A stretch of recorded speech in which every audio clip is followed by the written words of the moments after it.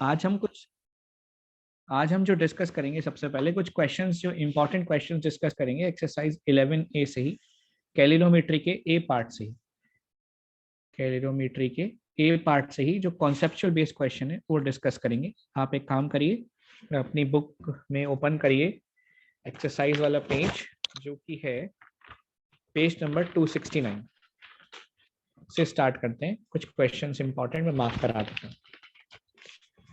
11th, सबसे पहले तो क्वेश्चन मार्क करिए, question number 7, define calorimetry. Define calorimetry. अब ये जो कैलोरीमेट्री डिफाइन होती है, कि इसका डेफिनेशन आपको यहाँ मिलेगी बच्चों, स्टार्टिंग में, बिल्कुल स्टार्टिंग ऑनवर्ड देखिएगा, यहाँ मिलेगी।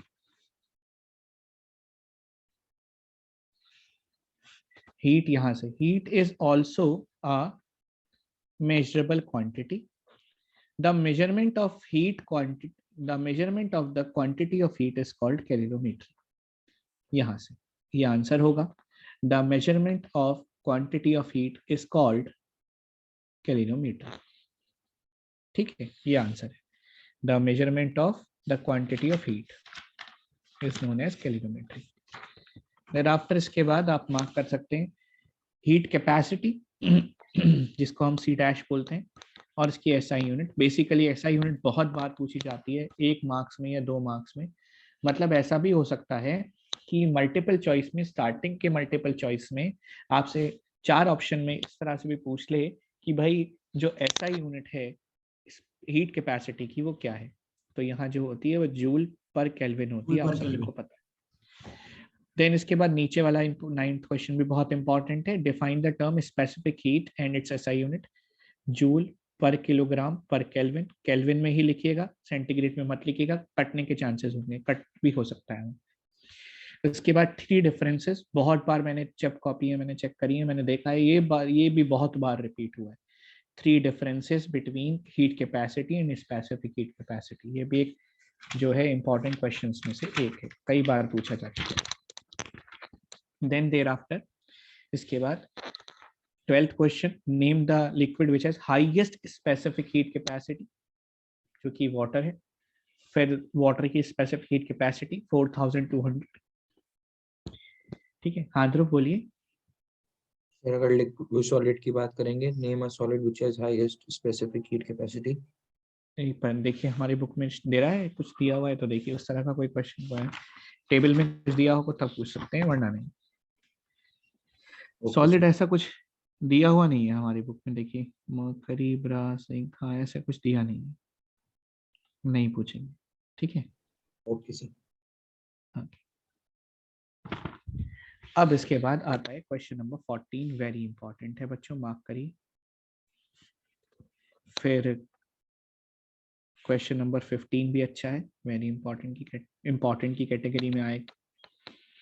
लेकिन क्वेश्चन नंबर 14 जैसे कॉन्सेप्चुअल बेस्ड क्वेश्चन बहुत बार पूछे गए हैं, कई बार एग्जाम में आए हैं। अगर आप लास्ट 5 इसके पेपर चेक करेंगे, क्या कह रहे हैं बेटा? सर स्पेसिफिक पेपर में भी है क्वेश्चन 14 वाला। देखिए, तो अब आप समझ सकते हैं कितना इंपॉर्टेंट क्वेश्चन है और मुझे डिस्कस क्यों करना है। आइए समझते हैं कॉन्सेप्चुअल बेस्ड क्वेश्चन क्या कहता है।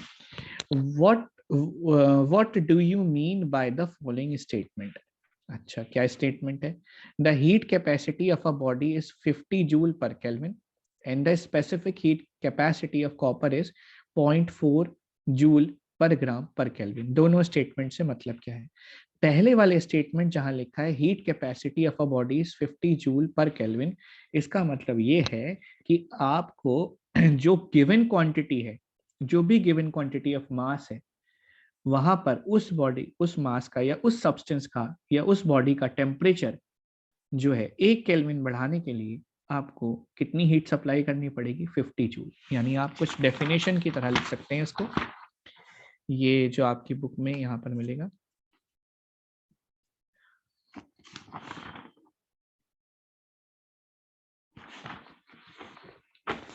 ये जो डेफिनेशन है, heat capacity of a body is the amount of heat energy required to raise its temperature by 1 degree centigrade। तो आप लिखेंगे it means that the heat energy required to raise the temperature of the body by 1 kelvin is कितनी दी हुई है? 50 joule. लिख लेंगे बच्चों, समझ आया? दोबारा बताऊं? इसका आंसर सेम टू सेम 264 पर भी दे रखा है, पेज नंबर 264। पेज नंबर 264 पर सेकंड पार्ट का मिला है मुझे। देखते हैं अब जो सेकंड पार्ट है, सेकंड पार्ट दिया हुआ है हमें क्वेश्चन में, एक बार और देख लेते हैं सेकंड पार्ट क्या है पहले।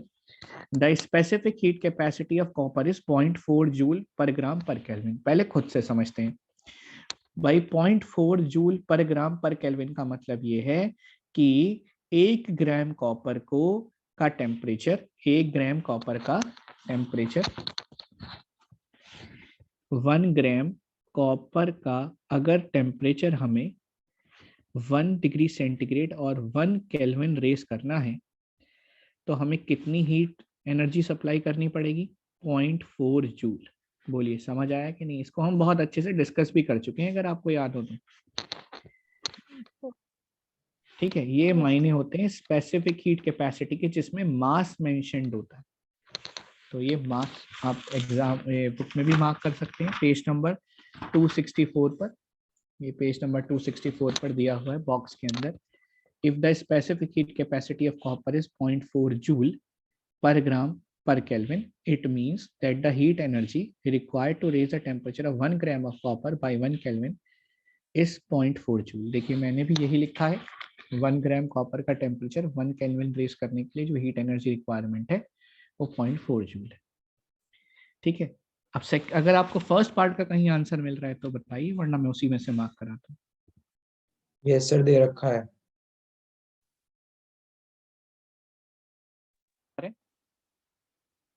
ये ना, if the heat capacity of joule, same page पर ही दे रखा है स्पेसिफिक हीट कैपेसिटी से ऊपर। if the heat capacity of a vessel is 30 joule per kelvin, तो हम यहाँ वेसल हटा देते हैं, 30 जूल हटा देते हैं, हम कहते हैं if the heat capacity of a body is 50 joule per kelvin, it means that 50 joule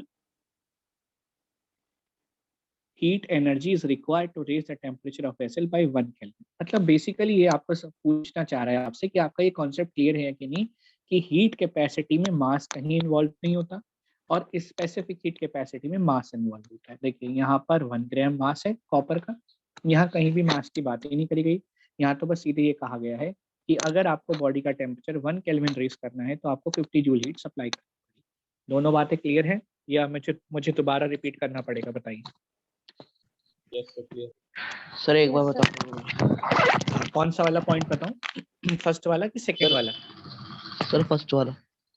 first वाला पॉइंट ये है, वो क्वेश्चन में पूछ रहा है कि भाई इस पॉइंट का या इस लाइन का मतलब क्या है। लाइन है the heat capacity of a body is 50 joule per kelvin. Heat capacity of a body is 50 joule per kelvin का मतलब ये है कि अगर उस बॉडी का टेम्परेचर आपको 1 डिग्री सेंटीग्रेड या 1 केल्विन रेज करना है या राइज करना है तो आपको 50 जूल एनर्जी सप्लाई करनी पड़ेगी, जो कि आंसर है हमारा पेज नंबर 264 पर। ये यहाँ पर मैंने वेसल की जगह बॉडी लिखा है और 30 की जगह 50 जूल लिख दिया है। It means that 50 joule heat energy is required to raise the temperature of the body by 1 kelvin. ठीक है अभिनव? Yes sir. इसके Yes, बाद sir. नेक्स्ट हमने मार्क किया है उसको देखिए, ये भी बहुत अच्छा है। 15th वेरी वेरी इंपॉर्टेंट की कैटेगरी में हमारा। जी हाँ, वेरी वेरी इंपॉर्टेंट की कैटेगरी में क्यों है अभी आप समझ जाएंगे। The specific heat of a substance A, कहता है क्वेश्चन में कि जो स्पेसिफिक हीट है सब्सटेंस ए की वो 3.8 joule per gram per kelvin है and the of the substance B is 0.4 joule per gram per kelvin. अच्छा, which substance is a good conductor of heat? How did you arrive on the conclusion? आइए समझते हैं क्या कह रहा है। कह रहा है कि भाई दो सब्सटेंसेस हैं, सब्सटेंस ए और बी। Question number 50। सब्सटेंस ए जो है उसकी जो स्पेसिफिक हीट कैपेसिटी है वो है 3.8 joule per gram per kelvin, और जो सब्सटेंस बी है उसकी स्पेसिफिक हीट कैपेसिटी है 0.4 joule per gram per kelvin. आपसे पूछ रहा है कि इसमें गुड कंडक्टर ऑफ हीट कौन सा है। तो देखिए, हमें पता होना चाहिए गुड कंडक्टर ऑफ हीट वही होगा जिसकी लो स्पेसिफिक हीट कैपेसिटी होगी। मैंने इस पे बहुत एक्सटेंसिवली जो है चर्चा करी थी, इस पे बहुत हमने बहुत अच्छे से एक्सप्लेन किया था, डिबेट करी थी कि हमने कहा था कि जो भाई कॉपर होता है वो गुड कंडक्टर होता है हीट का। Copper is a good conductor of heat. और ये क्यों कहा था? क्योंकि कॉपर की लो स्पेसिफिक हीट कैपेसिटी होती है। अब लो स्पेसिफिक हीट कैपेसिटी के मायने क्या है, ऑल्दो मैं समझा चुका हूँ पर मैं रिपीट करता हूँ कि अगर किसी सब्सटेंस की लो स्पेसिफिक हीट कैपेसिटी होती है तो इसका मतलब है उसे बहुत कम हीट एनर्जी की रिक्वायरमेंट होती है अपने टेम्परेचर को 1 डिग्री सेंटीग्रेड या 1 केल्विन चेंज करने में। जैसे फॉर एग्जांपल यहाँ पर हम देखें तो दोनों सब्सटेंसेस में जो लो स्पेसिफिक हीट कैपेसिटी है वो सब्सटेंस बी की है। तो जो गुड कंडक्टर बनेगा हीट का वो होगा substance B. Substance B is a good conductor of heat. अब रीजन क्या है कि भाई ऐसा क्यों, आप इस कंक्लूजन पे क्यों आए? तो हम ये कहेंगे because substance B has low specific heat capacity. It means कि आपको सिर्फ 0.4 जूल हीट सप्लाई करनी होगी अगर आप 1 ग्राम ऑफ सब्सटेंस बी का टेम्परेचर 1 डिग्री सेल्सियस या 1 केल्विन इंक्रीज करना चाहते हैं। वहीं अगर आप बात करते हैं सब्सटेंस ए की तो आपको 3.8 जूल हीट सप्लाई करनी पड़ेगी अगर आप चाहते हैं कि 1 ग्राम ऑफ सब्सटेंस ए का टेम्परेचर 1 डिग्री सेंटीग्रेड राइज। बोलिए, दोनों बातें क्लियर हैं या नहीं? बहुत इंपॉर्टेंट क्वेश्चंस में से एक है कॉन्सेप्चुअली। दोबारा रिपीट कराएं? दोबारा No, किसी को रिपीट कराना? no, sir. सर एक बार और कर दीजिए। जी, एक बार और बताता हूँ। देखिए, हमें दो सब्सटेंसेस दे रखे हैं यहाँ पर। एक है सब्सटेंस ए जिसकी स्पेसिफिक हीट कैपेसिटी है 3.8 joule per gram per kelvin, और एक है सब्सटेंस बी जिसकी स्पेसिफिक हीट कैपेसिटी है 0.4 joule per gram per kelvin. और हमसे पूछ रहा है कि इसमें से गुड कंडक्टर कौन है। ध्यान रखिए, वही सब्सटेंस गुड कंडक्टर होगा जिसकी लो स्पेसिफिक हीट कैपेसिटी हो। कंपेयर्ड बिटवीन द टू, जो सब्सटेंस बी है उसकी हीट कैपेसिटी लो है। इसका मतलब ये हुआ कि अगर ये हम बात करें सब्सटेंस बी की, इसका रीजन ही हमने दे दिया कि because substance B has low specific heat capacity. अब अगर हमें समझना हो कि भाई ऐसा क्यों है, तो ऐसा इसलिए है कि अगर हमें सब्सटेंस बी के जो सब्सटेंस बी है, अगर हमारे पास 1 ग्राम सब्सटेंस बी है और हमें उसका टेम्परेचर जो रेस करना है वो 1 डिग्री सेंटीग्रेड या 1 केल्विन करना है, तो हमें 0.4 जूल हीट सप्लाई करनी पड़ेगी, सिर्फ 0.4। वहीं अगर हमें सब्सटेंस ए के 1 ग्राम सब्सटेंस ए का टेम्परेचर 1 डिग्री सेंटीग्रेड रेस करना है या 1 केल्विन रेस करना है, तो हमें 3.8 जूल हीट प्रोवाइड करनी है। यानी जिस जिस भी सब्सटेंस को पर ग्राम सब्सटेंस को हम कम हीट प्रोवाइड करके टेम्परेचर 1 डिग्री राइज करा सकते हैं वो गुड कंडक्टर हो। जैसे कॉपर की ही ये दी हुई है, ये सब्सटेंस भी यहाँ पर कॉपर ही। सबको क्लियर है? Yes, sir. ठीक है। अब एक काम करिए, जिसके पास भी कोड का स्पेसिमेन का क्वेश्चन है वो इसी से रिलेटेड, वो मुझे व्हाट्सएप कर दीजिए सर। ठीक है, बाकी क्वेश्चंस में भी मार्क्स Sir. कराते हैं। मेन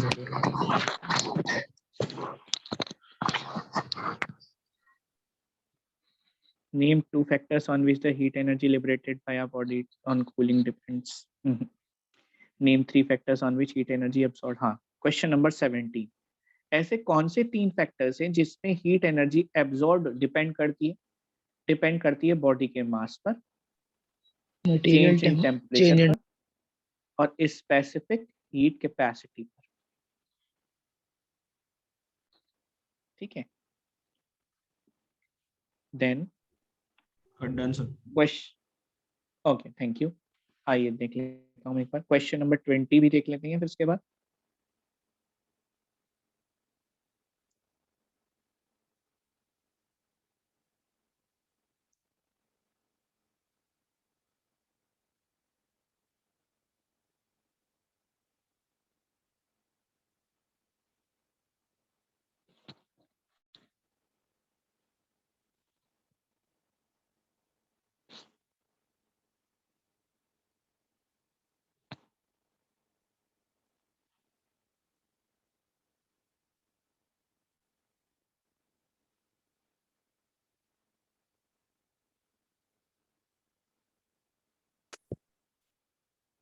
एक मिनट दीजिएगा बच्चों।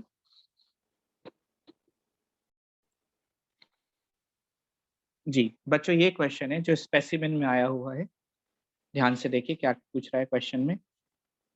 सिक्स्थ पार्ट पहले फोकस करते हैं, सिक्स्थ पार्ट ही रिलेटेड है क्योंकि सेवेंथ पार्ट जहां तक मुझे लग रहा है वो बी पार्ट से रिलेटेड। ठीक है, स्टार्ट करते हैं। लिखा है क्वेश्चन में, the meaning of the statement specific heat capacity of water is 4000 joule पर किलोग्राम पर केल्विन।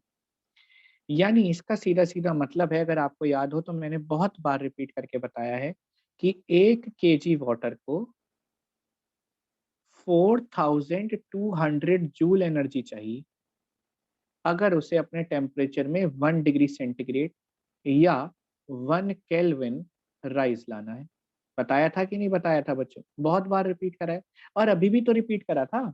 अभी जब स्टेटमेंट की बारी आई थी तो वाटर की हाईएस्ट स्पेसिफिक हीट कैपेसिटी होती है, इसका सीधा सीधा मतलब ये है कि 1 केजी वाटर को का टेम्परेचर, आप सबको आवाज आ रही है ना, कोई दिक्कत तो नहीं है? No no sir. Sir. Yes sir, हाँ। आ रही है। हाँ, तो इसका सीधा सीधा मतलब ये है कि 1 केजी वाटर का टेम्परेचर अगर आपको 1 केल्विन रेस करना है या 1 डिग्री सेंटीग्रेड राइज कराना है, रेस करना है, तो आपको सीधे सीधे 4200 जूल हीट प्रोवाइड करनी पड़ेगी। ये मैंने बहुत अच्छे से एक्सप्लेन करा था आपको पिछले टर्न पे, पिछली क्लासेस में, वो आपको वीडियोस में भी मिल जाए। तो यहाँ पर आइए देखते हैं अब ये पूछ क्या रहा है क्वेश्चन में, क्या क्या इसने पूछा है, क्या वैल्यूज कह रहे हैं। जी, तो देखिए कहता है इसका मीनिंग क्या है। ए पार्ट चेक करते हैं। Water needs 4200 joule to raise its temperature by 1 kelvin. अच्छा ठीक है जी। या फिर to raise the temperature of water 4200 joule of heat is absorb. नहीं, ये तो नहीं है। To raise the temperature of water 2000 heat is absorb. 1 kg of water absorbs 4200 joule to increase its temperature by 1 Kelvin, and 1 kg of water needs 1 Kelvin temperature to absorb। नहीं, ये भी नहीं है। जरा दो और, बस दो हमें लग रहे हैं, दो को देख रहा है। क्या? वाटर नीड्स 4000, फर्स्ट पार्ट देखिए, water needs 4200 joule heat to raise its temperature by 1 kelvin, या 1 kg water absorbs 4000 joule heat to increase its temperature by 1 kelvin. कौन सा ज्यादा अप्रोप्रिएट लग रहा है आपको, बताइए? सी। सी। Sir first. बिल्कुल सही। इसका आंसर, करेक्ट आंसर सी होगा, ना ही बी। तो ना तो ए होगा, ना डी होगा, ना बी होगा। तो देखिए बच्चों, बात कोर्स कंप्लीट करने की नहीं, बात सिलेबस कंप्लीट करने की नहीं है, बात है आपको समझाने की, बात है आपका कॉन्सेप्ट क्लियर कराने की। अगर आप मेरी पिछली वीडियोस भी देखेंगे तो आपको इसमें मिल जाएगा, ये वाला पॉइंट एक्सटेंसिवली उसे एक्सप्लेन किया था। अभी तो मेरे पास कॉपी भी है जिसमें नोट है, अगर मैं दिखाना चाहूँ तो वो प्रूफ के तौर पे वो भी दिखा सकता हूँ, आप डिनाई नहीं कर सकते। पर पॉइंट ये है कि आप भी ध्यान दे रहे हैं उन माइन्यूट माइन्यूट चीजों पे या नहीं।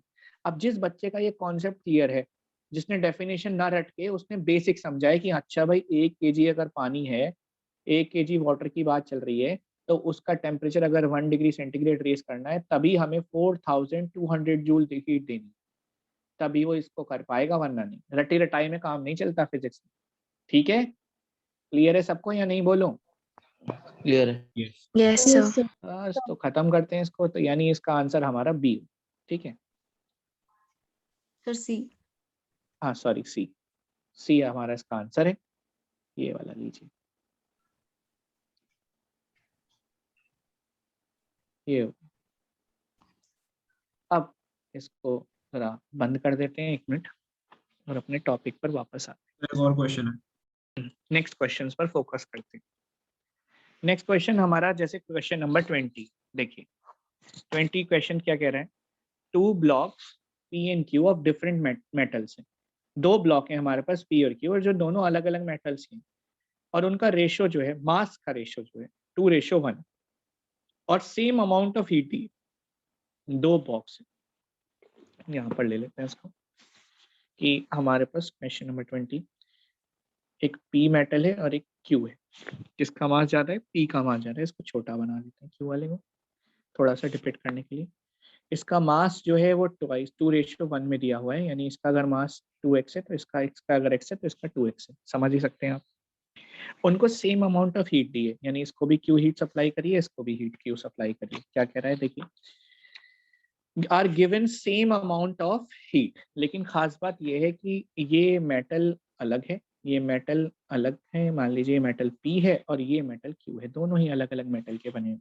तो सबसे पहले ये मुझे बताइए, क्या अगर ये अलग अलग मेटल के बने हुए हैं तो अगर उनका टेम्परेचर सेम राइज करना हो, यानी मान लीजिए इसका टेम्परेचर भी 1 डिग्री जो रहे राइज करना है और इसका भी 1 डिग्री सेंटीग्रेड राइज करना है, तो क्या सेम हीट देनी पड़ेगी नहीं सर। या अलग नो अलग? सर। No sir. है ना, है ना। ये किस पर डिपेंड करता है? Specific heat capacity, Specific heat capacity. है ना। हाँ, ये क्वेश्चन क्या कह रहा है, देखिए कहता है two blocks P and Q are of different metals having their mass in the ratio 2:1 are given same amount of heat। दो ब्लॉक है हमारे पास जो अलग अलग मेटल्स के बने हुए हैं, एक के मास 2x मान लिया, एक का x मान लिया, सेम अमाउंट ऑफ हीट दिए, दोनों को Q अमाउंट ऑफ हीट दिए। Their temperature rise by the same amount, their temperature rises by the same amount. साथ में ये भी कह रहा है कि दोनों का टेम्परेचर भी सेम राइज हुआ है। तो कंपेयर क्या करना है? उनकी स्पेसिफिक हीट कैपेसिटीज को कंपेयर करना है। आइए देखिए कैसे करेंगे इसको।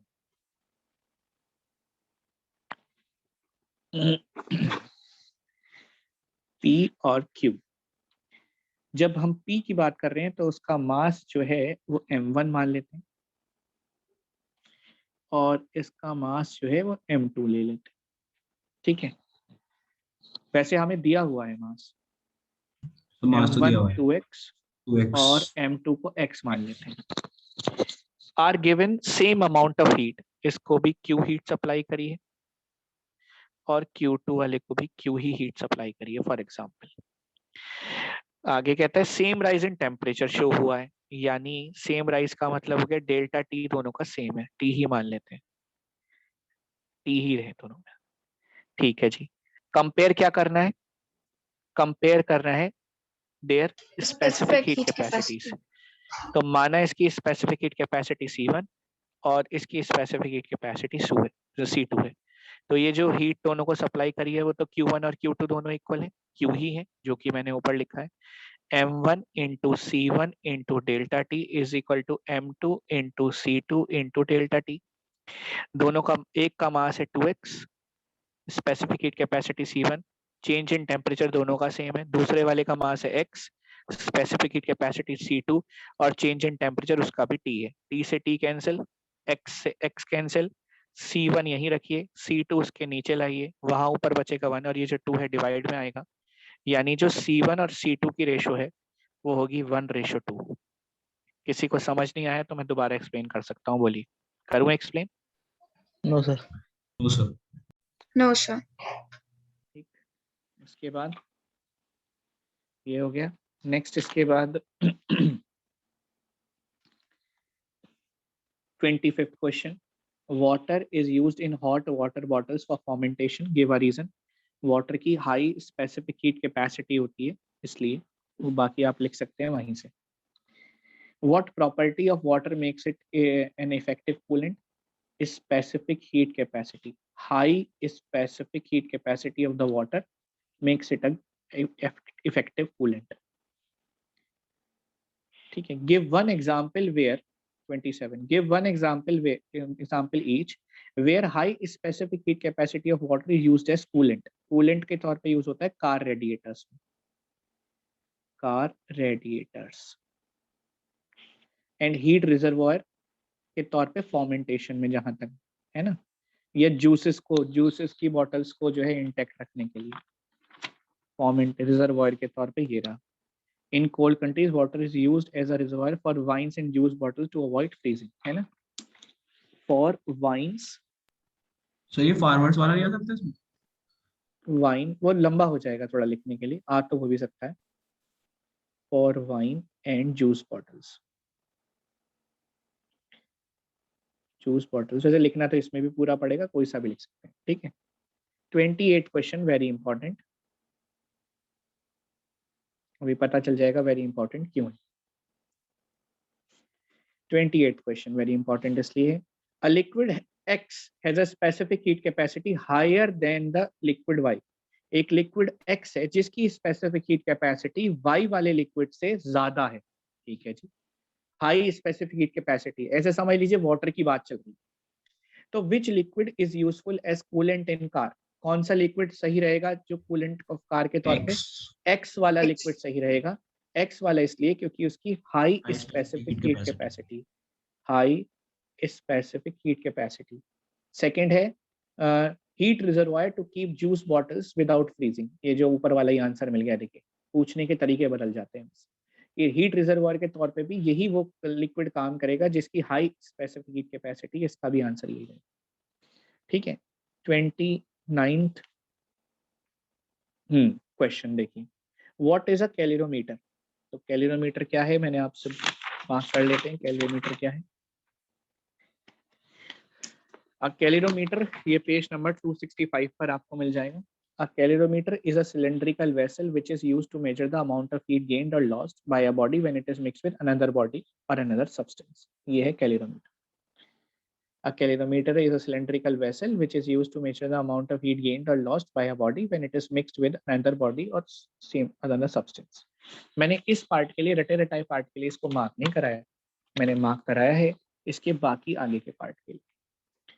ये पार्ट इंपॉर्टेंट है एग्जाम में। ये एक बार बोर्ड में क्वेश्चन आया था कि name the material used for making a vessel of calorimeter, या कैलोरीमीटर की वेसल जो होती है वो किस मेटल की बनी होती है। तो वो किस मेटल की बनी होती है बताइए जरा? कॉपर की। कॉपर की क्यों बनाते हैं? उसके दो रीजन, देखिए लिखा है, क्वेश्चन इसी तरह से आया था, बिल्कुल इसी बुक से रिपीट हुआ था।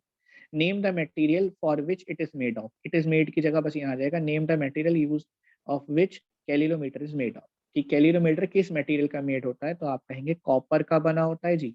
अच्छा, सवाल उठता है कॉपर का क्यों बना होता है? दो रीजन से बना होता है। कॉपर की लो स्पेसिफिक हीट कैपेसिटी होती है, पहला। इससे पहले रीजन आएगा कि copper is a good conductor of heat.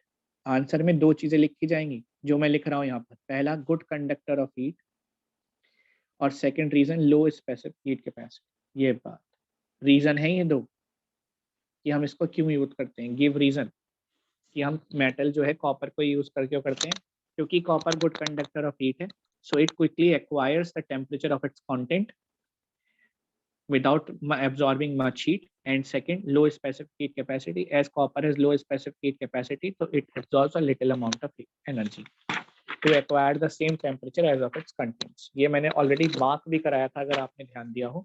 Yes sir, आपने it is made up of thin sheet of copper because copper is a good conductor of heat, so the vessel soon acquires the temperature of its content. Point number one. Point number two, second reason being copper has low specific heat capacity, so the amount of heat energy taken by the calorimeter itself from the contents to acquire the temperature is very small.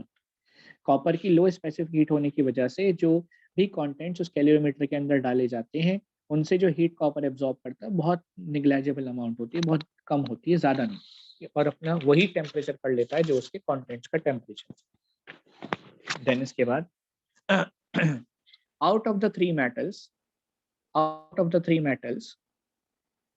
A, B and C of specific heat capacity, first, हाँ सक्षम बोलिए। Sir मैं कह रहा था जो आपने दोनों रीजन जो आपने लिखवाए थे वही लिख सकते हैं या फिर वो पीछे वाले लिखने पड़ेंगे? हाँ काफी है इतनी। Copper is a good conductor of heat and it has low specific heat capacity, दोनों पे नंबर मिल जाए। Thank you sir. जी नेक्स्ट है इसके बाद कि आउट ऑफ थ्री मेटल्स, तीन मेटल हैं ए बी सी, जिसमें ए की स्पेसिफिक हीट कैपेसिटी है 900, मैं यूनिट नहीं बोल रहा हूँ, पता ही है आपको यूनिट। बी की है 380 और जो है सी की है 460।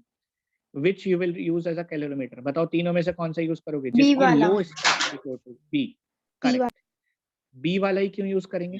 लो specific heat Low capacity. specific heat capacity and good हाँ, conductor. तीनों में से जो स्पेसिफिक हीट कैपेसिटी है सबसे लो थर्ड बी वाले की है, जो कि है 380 जूल पर किलोग्राम पर डिग्री सेंटीग्रेड। गिव रीजन आ गया low specific heat capacity, so it will work as a good conductor, ऐसा आगे लिखना चाहे तो, वरना यही काफी हो जाए। How is the loss of heat due to radiation minimise in a calorimeter?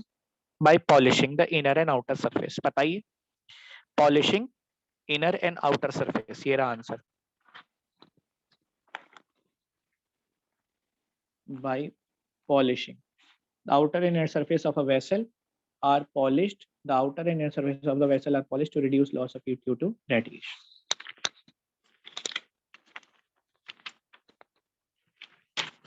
Last ये भी क्वेश्चन आ जाता है, कई बार आया है एग्जाम में, why is the base of cooking pans made thick and heavy. बच्चों एक बात हमेशा याद रखिए एग्जाम पॉइंट ऑफ व्यू से, जितना इंपॉर्टेंट ये होता है कि क्या पढ़ना है, उतना ही इंपॉर्टेंट ये भी होता है क्या नहीं पढ़ना, किसमें टाइम वेस्ट नहीं करना, क्या नहीं पढ़ना। एक बार ये पता चल जाए क्या नहीं पढ़ना तो बहुत अच्छा हो जाता है कि अच्छा इसको छोड़ना है, ये पोर्शन सिर्फ इतना करना है। और जो मैं आपको मार्क करके दे रहा हूँ, अगर आप ये भी करके देंगे तो आपको इससे रिलेटेड क्वेश्चन मिल जाएंगे। देखिए स्पेसिमेन में भी दिया होता है, पर आप बात दिक्कत यहाँ आ जाती है कि आप मेरी बात पे ना भरोसा नहीं करते, पता नहीं क्यों। चलिए छोड़िए उस बात, कोई दिक्कत नहीं। यहाँ तक हो गया हमारा, ये चैप्टर हो गया कंप्लीट, ये पार्ट हमारा कंप्लीट हो गया। ये बेस जो कुकिंग पेन्स का थिक बनाया जाता है, इस ये हीट कैपेसिटी से रिलेटेड है, ध्यान रखिएगा, ये हीट कैपेसिटी की बात होती है, ठीक है, स्पेसिफिक हीट कैपेसिटी की नहीं, हीट कैपेसिटी से रिलेटेड। जब बेस ऑफ कुकिंग पेन्स वगैरह की बात आएगी तो आप हीट कैपेसिटी से रिलेट करें। चलो ये हो गया यहाँ पर पार्ट खत्म 11th के। कुछ एग्जाम्पल्स मार्क कर लो फटाफट जरा। एग्जाम्पल्स जैसे ये वाला है, example number 5, an electric heater of power 1000 watt reaches the temperature 5 kg of liquid from 25 to 31 in 2 minutes। एक ये मार्क कर लो। उसके बाद एक ये मार्क करो, 8th question example, a metal piece of mass 20 gram is heated to a constant temperature of 100 degree centigrade and it is dropped in a calorimeter। ये वाला मार्क करो। पर ये वाला तुम्हें तब समझ आएगा जब हम बी पार्ट करते हैं, ध्यान रखना, ये तभी कर पाओगे जब हम बी पार्ट कर लेंगे, ठीक है, तब ज्यादा बेहतर करके समझ आए। और छोटे छोटे क्वेश्चन जैसे ये वाला क्वेश्चन है, इस तरह के क्वेश्चन सेक्शन ए में आपको मिल सकते हैं या बी में मिल सकते हैं, 2 नंबर में। ये वाला, a metal piece of mass 50 gram is at 27 degree centigrade requires 2400 joule of heat to energy in order to raise its temperature by this। ठीक है, ये होगा यहाँ पर खत्म। अब ये मीटिंग एंड होती है तो सेम लिंक से दोबारा ज्वाइन कर लेना, या सेकंड वाला भी मार्क कर लो, सेकंड भी मार्क कर लो एग्जाम। छोटे छोटे मार्किंग से, बहुत बेसिक वाले।